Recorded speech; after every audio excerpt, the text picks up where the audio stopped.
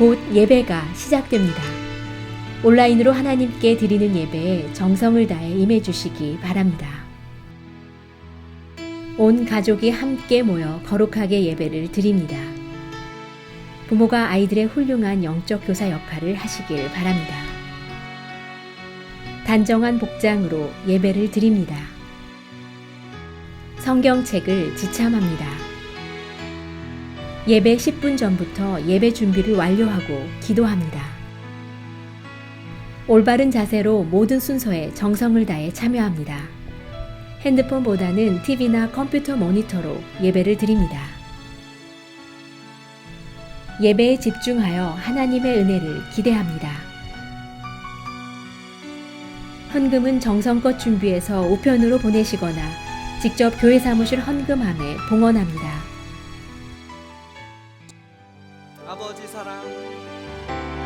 아버지 사랑 내가 노래해. 아버지 은혜 내가 노래해. 그 사랑 변함없으시 거짓 없으시 성실하신 그 사랑 갈 때는 사랑 갈 때 걷지 않으시는 꺼져가는 등불 끄지 않는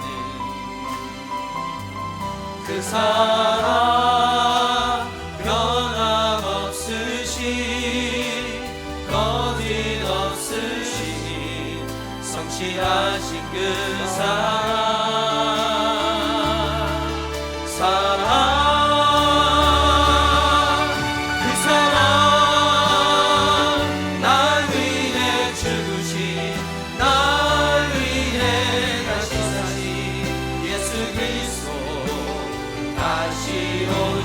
그 사랑 지금도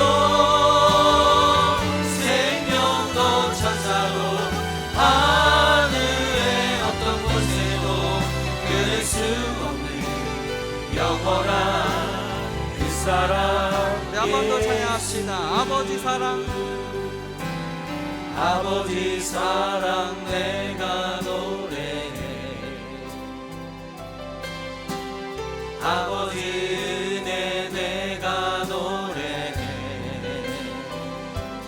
그 사랑 변함없으시 거짓 없으시 성실하신 그 사랑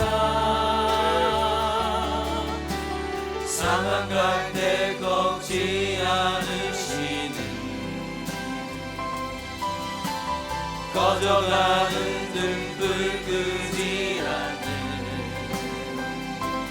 그 사랑 변함없으시 거짓 없으시 성실하신 그 사랑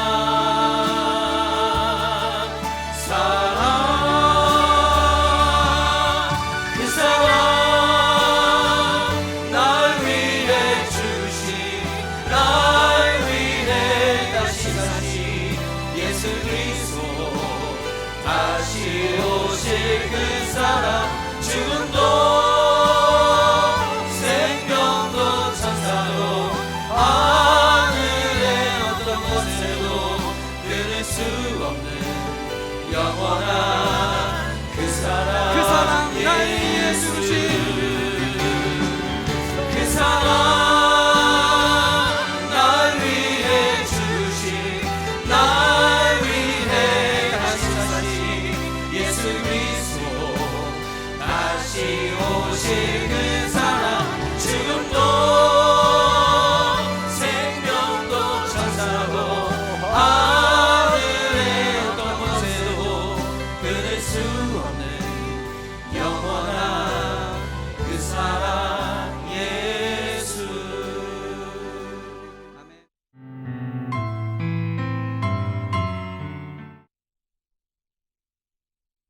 주는 그리스도시요 살아계신 하나님의 아들이시며 소망의 주시오, 사랑의 주시오, 믿음의 주시오, 영광의 주이시니 이 새벽 주를 찬양하며 사모하며 주를 뵙기를 갈망하나이다. 세상이 악으로 물들어가고 진리가 왜곡되고 거짓이 난무하고 유혹이 만연하여 주님의 자녀들이 핍박을 당할지라도 또한 저희들의 인생이 길 잃은 아이처럼 어미 잃은 아이처럼 헤맬지라도 끝까지 견디는 자는 구원을 받으리라고 하신 주님을 신뢰하며 나아갑니다. 세상은 없어질지라도 결코 없어지지 않을 말씀으로 옷을 입고 주 오실 날을 기다리오니 세상이 이길 수 없고 감당할 수 없는 주님의 자녀들이 다 될 수 있도록 주여 어여삐 여기시고 긍휼을 베푸시사 은혜 베풀어 주시옵소서. 세계 선교 대회와 미래 비전의 계획들이 주님보다 앞서지 말게 하시고 매 걸음마다 기도로 주님의 지혜를 얻으며 주님의 영광을 보이는 사역 되게 하옵소서. 이 시간 말씀을 전하시는 어미조 전도사님을 굳건히 붙드시고 영육간에 강건케 하여 주셔서 은혜에 은혜를 더하시고 성령 충만함으로 말씀이 선포되게 하옵소서. 그리고 저희들은 영의 양식을 먹고 주님 주신 새 하루를 거뜬히 이기고 승리하게 하옵소서. 주님 주신 사랑에 감사드리며 예수님의 이름으로 기도드립니다. 아멘.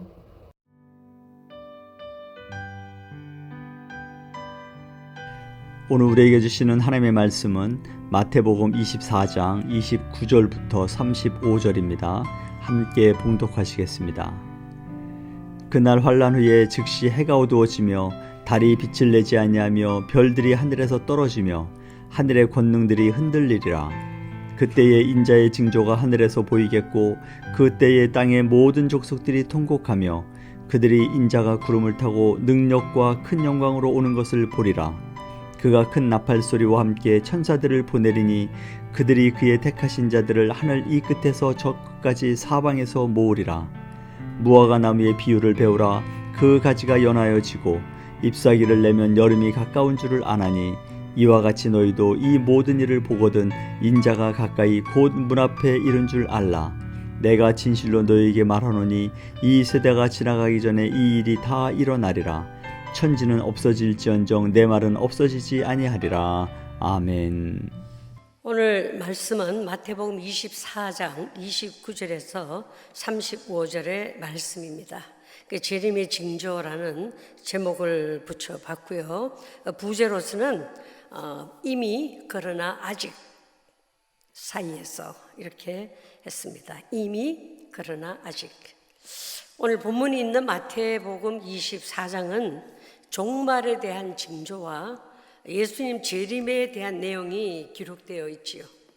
코비드 19이라는 불안한 상황 속에 있는 요즘 들어 부쩍 종말을 실감한다는 사람들이 많이 생겼습니다. 온 세상은 마비된 듯한 상황 속에서 언제 다시 예전처럼 자유로운 생활로 돌아갈 수 있을까? 많은 고심들을 하고 있지만 여러분, 하나님께서는 그러한 상황 속에서도 여전히 크고 비밀한 일을 이루고 계시는 분이심을 우리는 믿어야 할 것입니다. 천지는 없어질지언정 하나님의 말씀은 없어지지 않고 지금도 살아서 역사하고 계시기 때문이지요. 생명의 삶 오늘 일자 묵상 에세이에 보면은 하용조 목사님의 글이 실려 있습니다. 제목은 이미 그러나 아직 사이에서 already but not yet. already but not yet. 이미 그러나 아직. 그 내용은 이렇습니다. 어떤 상황은 이미 종말이 이루어진 듯 하여서 예수님이 내일 당장 오실 것만 같은 그런 느낌을 갖고 있지만 그러나 아직은 아니다라는 말씀입니다. 이미 그러나 아직이라는 개념을 잘 살펴야 극단적인 그리스도인이 안 된다고 말씀을 하셨어요.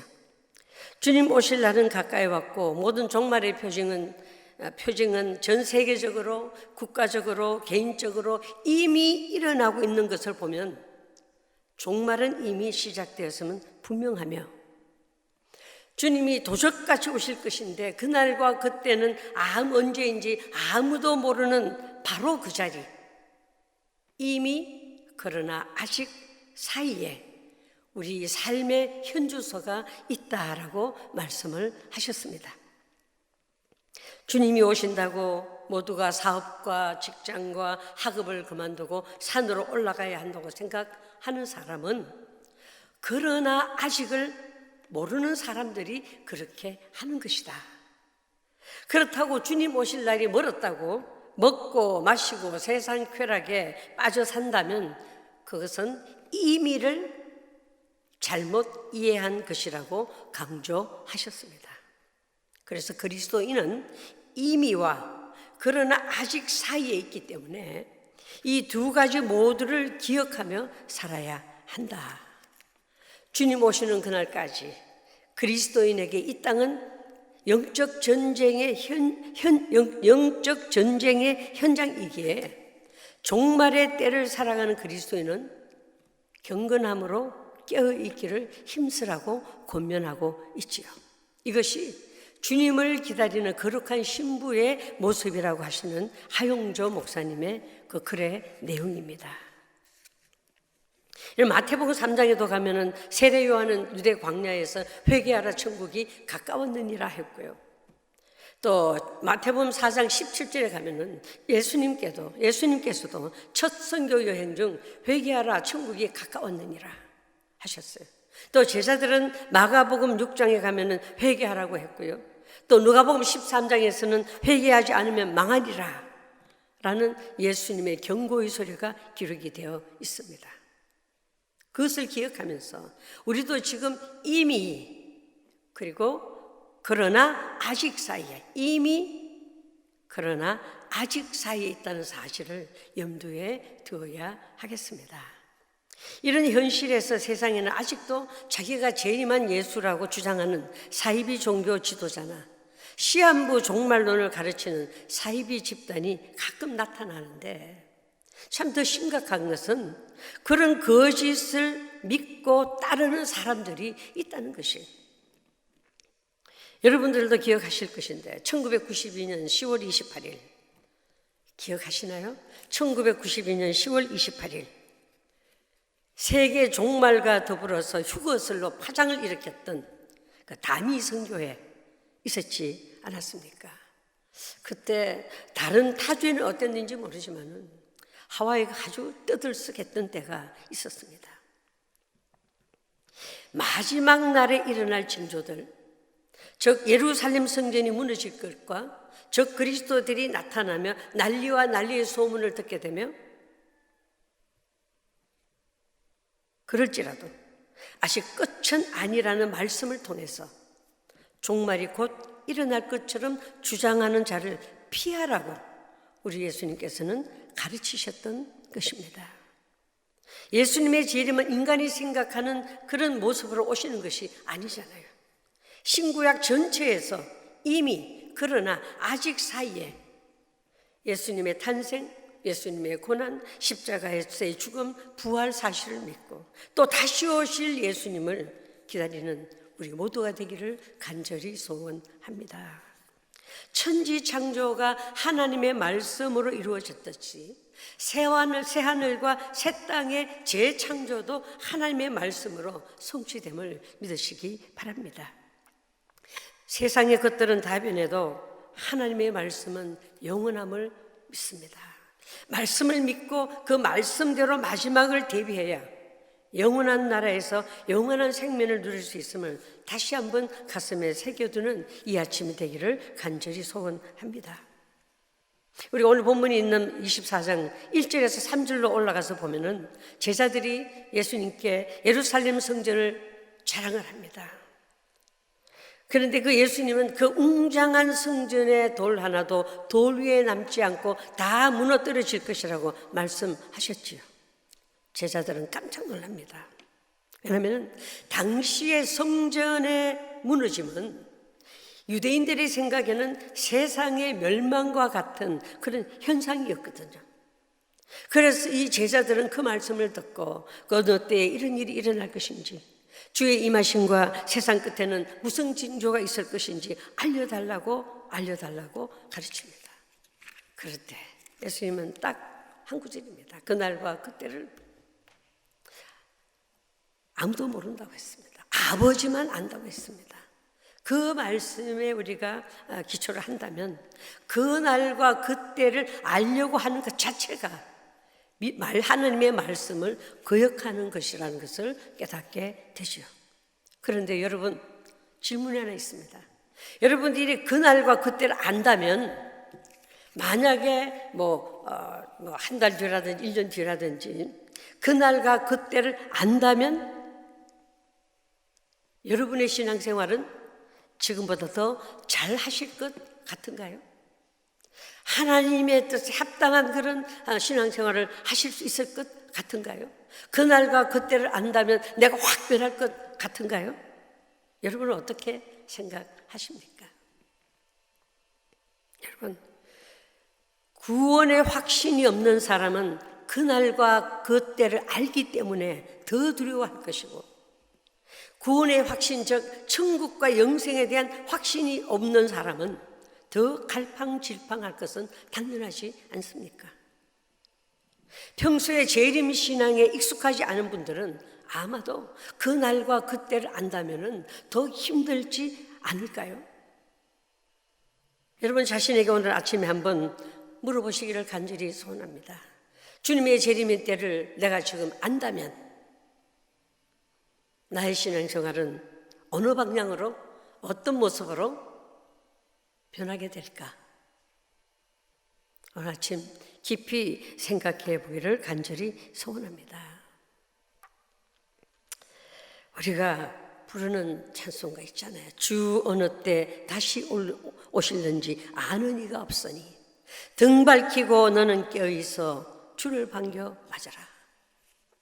주 안에서 우리 몸과 마음이 깨끗하게 되어서 주 예수님 다시 오실 때에 모두 기쁨으로 맞아라. 그렇죠? 우리가 언제 오실지 그때와 그날은 알 수 없지만 우리 찬송가에 있는 가사의 고백대로 등 밝히고 깨어있는 그 일을 지금부터 우리는 훈련이 되어져야 할 줄 믿습니다. 그래서 그날과 그때가 오늘이 될지 내일이 될지 1년 뒤가 될지 10년 뒤가 될지는 모르지만 한결같은 믿음의 자세를 가지고 우리가 그날 그때에 모두 동참할 수 있는 우리 모두가 되기를 간절히 소원합니다. 이 사순절 기간 동안 복음의 본질로 돌아가는 그 길은 이미 그러나 아직이라는 중간에 서 있는 우리 자신을 발견할 수 있기를 간절히 소원합니다. 그리고 그 서 있는 그 자리에서 나는 준비되었는가? 나는 준비되고 있는가? 살펴볼 수 있기를 소원합니다. 유머 하나를 소개하자면요. 어떤 정신병원에 한 정신병자가 들어왔는데 그가 늘 하는 소리가 나는 하나님의 아들이다. 나는 하나님의 아들이다. 사람만 보면 나는 하나님의 아들이다 라고 외치대는 것입니다. 그러던 어느 날 같은 병원에 있던 다른 환자가 그 소리를 듣고 지켜봤던지 어느 날 그러더랍니다.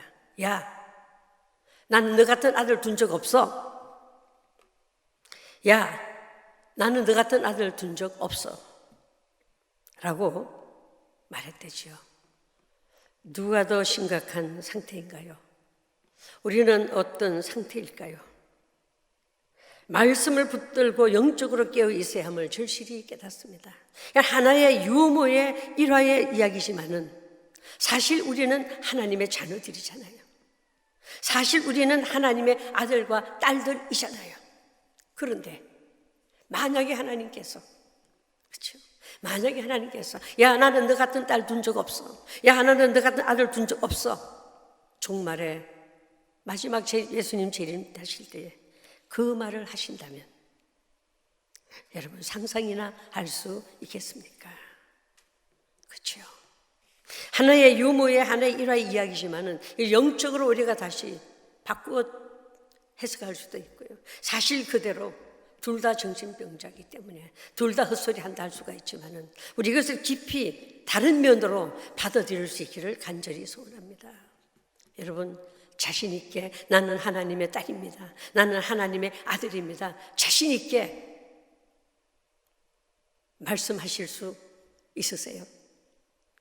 그러면 하나님 아버지께서 뭐라고 말씀하실 것 같으세요? 예수님은 재림의 때에 어떤 일이 일어날지 분명히 알려주시는데 그 일은 환난 후에 즉 세상에서 모든 갈등이 다 끝난 후에 일어날 것이다 라고 하십니다. 그리고 해와 달이 어두워지고 별이 떨어지며 하늘의 권능들이 흔들린다고 하시는데 이런 이전에는 전혀 없던 현상이 일어난다는 뜻입니다. 여러분 세상 만물 중에서 가장 변화가 없는 것이 천체이잖아요. 천체. 해는 늘 뜨고 지기를 반복하고요. 달과 별도 뜨고 지기를 반복합니다. 그런데 그 천체가 변하여 하늘의 징조가 나타날 것이며 그때 예수님께서 구름 타고 능력과 큰 영광으로 오실 것이라고 하죠.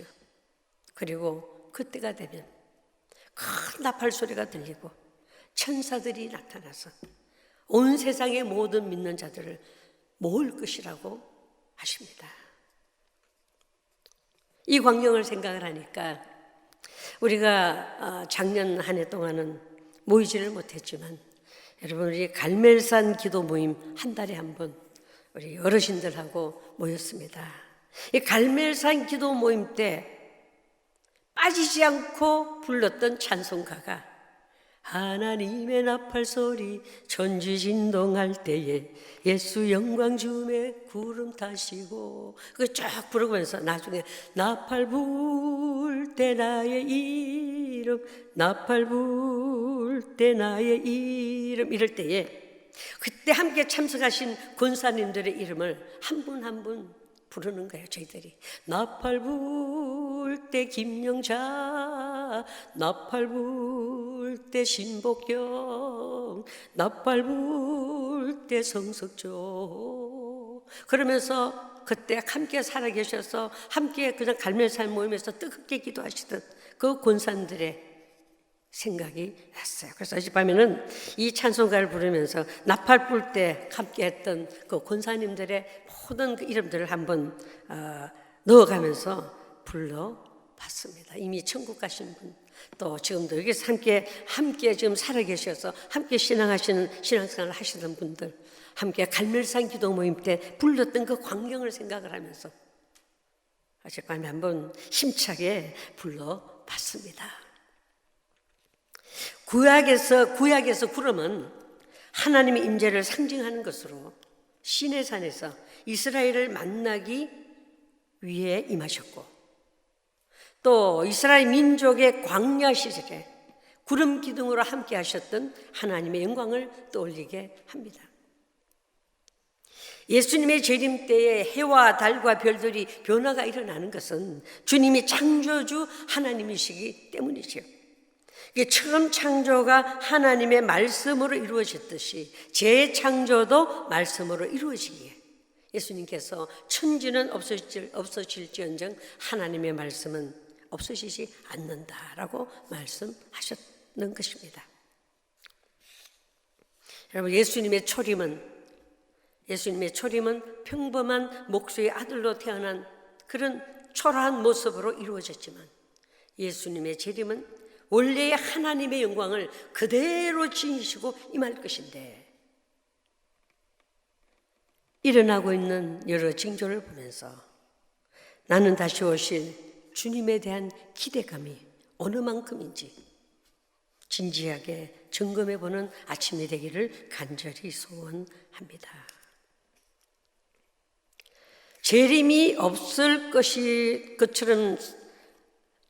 없을 것처럼 생각하며 산다는 것은 앞뒤가 맞지 않다는 것. 다시 한번 깊이 깨달을 수 있기를 간절히 소원합니다. 예를 들면 그렇죠. 남편이 해외 취업을 갔는데 그 남편을 보고 싶어 하지도 않고 도리어 안 왔으면 좋겠다고 생각한다면 그 가정은 파산 직전이 아니겠습니까? 여러분은 다시 오실 예수님을 정말로 사모하고 계신가요? 이 그리스도인의 마음에는 언제나 다시 오실 주님에 대한 기대가 있어야 함을 기억하시기 바랍니다. 재림의 주님에 대한 기대감이 없이는 현재를 살아가기가 얼마나 힘든지 여러분 다시 한번 기억하시기를 간절히 소원합니다. 그러면서 신랑 되신 예수께서 다시 오실 때 밝은 등불 들고 나갈 준비됐느냐. 그날 밤에 주님 맞을 등불이 준비됐느냐. 그날 밤에 주님 맞을 등불이 희조야 너는 준비되어 있느냐. 밝은 등불 들고 나갈 준비가 되어 있느냐. 그때가 오늘인지 내일인지 지금인지 나중인지 알 수 없지만 지금 내가 그것이 준비되어 있느냐 물으시는 주님의 음성이 들려옵니다. 성경 전체가 우리에게 가르쳐주는 귀중한 사실 하나가 바로 그날이 있다는 사실인 거죠. 그날이 온다는 사실입니다. 그날이 있고 그날이 오는 사실을 믿으시기를 간절히 소원합니다. 오늘 본문 32절에는 보면은 무화과 나무의 비유를 통해서 종말에 대해 배우라고 하지요. 무화과 나무의 가지가 연하여지고 잎사귀를 내면 여름이 가까운 줄 아는 것처럼 이 모든 일을 보거든 인자가 가까이 곧 문 앞에 이른 줄을 알라라고 하셨습니다. 구약에서 포도나무와 무화과 나무를 말할 때는 두 가지 의미를 갖고 있습니다. 하나는 평안하게 잘 살아가는 상태이고요. 열왕기상 4장에 보면 솔로몬이 다스릴 때에 포도나무 아래와 무화과 나무 아래에서 평안히 살았다고 했거든요.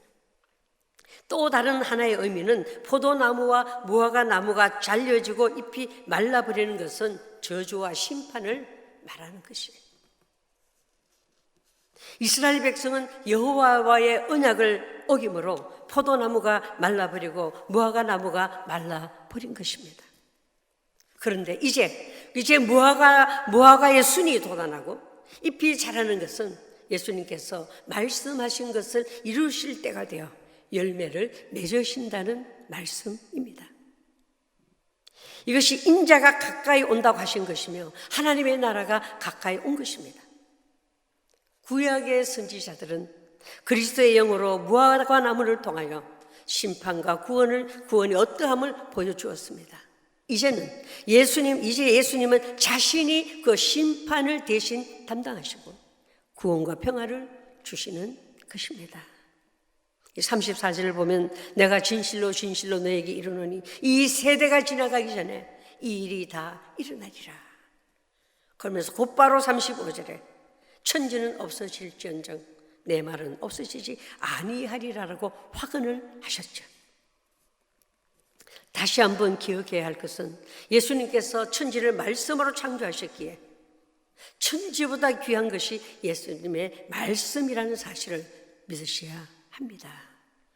천지보다 귀한 것이 예수님의 말씀임을 믿으시지요. 구약은 오실 그리스도를 증거하고 있었으며 말씀대로 그리스도가 오셨습니다. 신약은 오신 그리스도와 다시 오실 그리스도를 증거하고 있습니다. 약 2000년 전에 이 땅에 오신 예수님께서 구약의 모든 약속을 그의 십자가로 다 이루셨거든요. 그리고 제자들에게 말씀하시기를 복음이 땅 끝까지 증거되면 그제야 끝이 오리라고 하셨습니다. 예수님의 재림이 기대가 아닌 두려움의 대상이 된다면 우리가 복음에 대해서 너무 잘못 알고 있다는 증거가 됩니다.